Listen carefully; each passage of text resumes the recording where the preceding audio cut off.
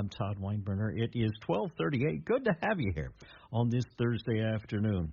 You know, we just heard a report a few minutes ago from RFD Illinois about the Farm Bill and about the SNAP program. Our first guest today is focusing on those things, but while government officials are mostly concerned with the costs of these programs, my guest is concerned with nutrition. Carolina Schneider is a registered dietitian. In fact, her social media followers know her as the Green RD, and she's here to talk about the Farm Bill and about the nutrition in the Supplemental Nutritional Assistance Program, the SNAP program. And if I can push the right buttons, we will get Carolina on the line. Carolina, good afternoon. How are you? Hi, Todd. I'm great. Thank you so much for having me. Well, it is good to have you here because the discussion that comes with the Farm Bill is always extensive. So I thought maybe you could give us some insights. The Farm Bill gets a lot of attention. Can you help us understand why the average person should be concerned with the Farm Bill? Absolutely, Todd. So the Farm Bill can truly either promote or hinder the development of local and regional food systems. So when we're supporting initiatives related to the Farm Bill, we're really also supporting the access to fresh, locally sourced foods to all. And the bill can truly contribute to healthier diets and stronger local communities. Todd, and you mentioned SNAP, or Supplemental Nutrition Assistance Program. Well, the Farm Bill includes provisions to support SNAP. So any changes in the funding, the eligibility criteria, and the program structure within this bill can also have implications, on the amount of access that people have to nutritious foods. And that's millions of people, as you know, Todd. Well, can we give a little more clear definition? And obviously you understand this, but I think a lot of us who've never had direct contact with the SNAP program don't even really appreciate what it is. So how would you define the SNAP program?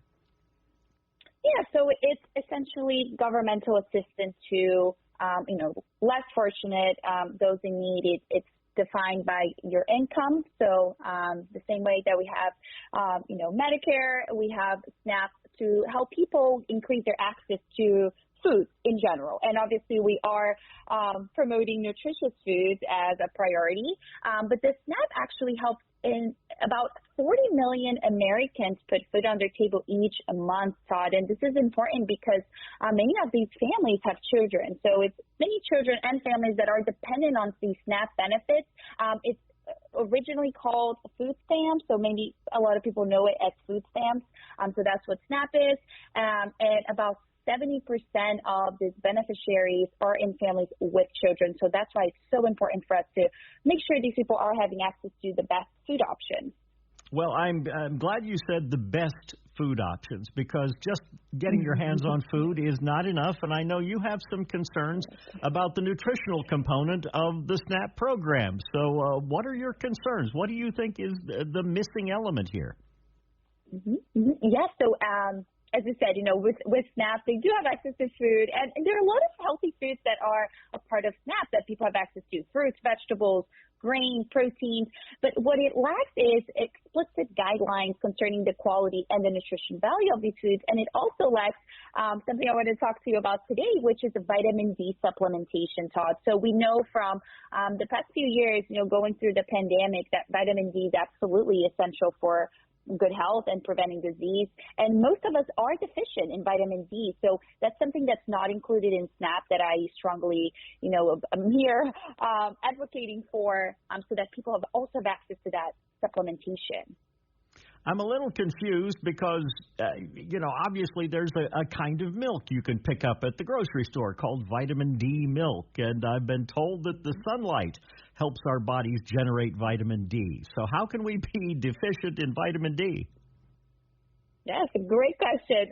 So as we know from research, getting vitamin D from sunlight and from foods is not adequate or sufficient in many of the situations. So when it comes to sunlight, we know we can produce vitamin D from sunlight. However, we're also being told to not be exposed to sunlight, to not be under the sunlight for too long, right, because of perhaps other health risks.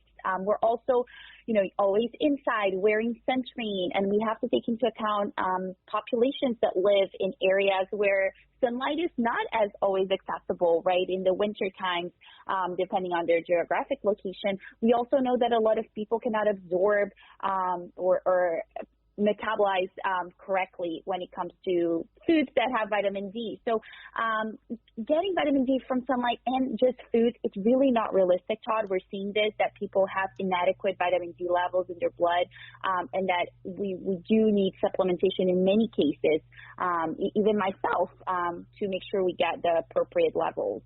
I guess the obvious question that I missed, Carolina, is, we hear a lot about vitamin C, and it boosts the immune system, and vitamin K, I've been told, is good for eyesight. What does vitamin D actually do for us? Yes, so vitamin D supports our immune system, and vitamin D deficiency is associated with preterm birth, depression, respiratory infections. We saw that during COVID. We did a lot of research on vitamin D deficiency and increased risk for COVID, asthma, cancer, and chronic diseases such as type 2 diabetes and cardiovascular disease. So vitamin D plays a very important role in our body, and supporting our immune system is one of these big roles. So essentially, it keeps us our immune system working properly. So I'm glad you asked that. Well, I guess my question would be, what exactly are you advocating for? Are you suggesting that supplements should be part of the SNAP program, or is there another approach? Yes, so a few things. One thing is getting at least into the bill so that people have that option, right? So at least there is an option to get the vitamin D supplementation if they are in need. We obviously always recommend people to get their blood work done regularly, every 6 months or every year at the very least, so that they know whether or not they need the vitamin D supplementation in the first place. But Todd, it's what people can do from home. It's actually very easy to just ask your elected officials of Congress to add vitamin D to the Farm Bill. We have a website. It's allforvitamind.com. And again, it's just getting that option for people so that if they need the vitamin D supplementation, it's something that's included in their SNAP benefits. I realize we're focusing primarily on the Farm Bill, but would you recommend that the rest of us head for the drugstore and pick up a bottle of vitamin D supplements? Yes, if you are deficient or if you're at a higher risk. So what I would recommend first, Todd, is to make sure that you work with your primary care physician to get your blood work done regularly, again, every 6 months or every year at the very least. And then if you are on that lower range, absolutely, because vitamin D does play such an important role in our health. So I mentioned that I take it as well. I don't get enough from food. I'm actually on a plant-based diet. So that's another point, Todd. If people have any dietary restrictions, it might be more difficult for them to get vitamin D from foods also. So yes, definitely get your blood work done. And if you need vitamin D, go get some. Okay. Well, let me ask you this. Now, the Farm Bill, as we said right at the beginning, is always contentious. There are always long meetings, debates, different sessions, getting input. So what can people do now? What if a person is concerned about these issues and would like to see these things moving forward? What would you have them do? Yes, so you can definitely help us kind of raise awareness, but also ask your elected officials of Congress to add the vitamin D to the Farm Bill. So people can go to allforvitamind.com. And really, it's so easy because the Organic and Natural Health Association already wrote the letter that you will send to your member of Congress.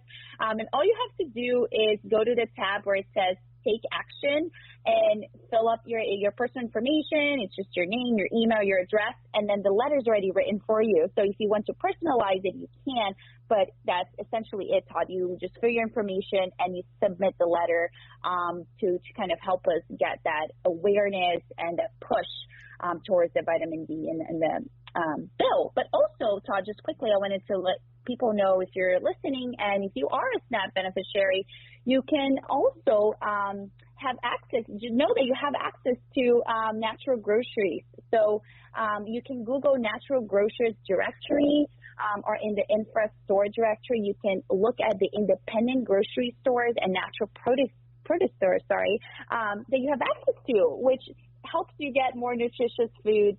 So that's another great thing that people can do to improve their nutrition. Well, Carolina, we're out of time, but it has been great talking with you about these issues. Is there a place where people can find out more? You mentioned the website for the vitamin D issue, but is there someplace else where people can learn more about you and your ideas?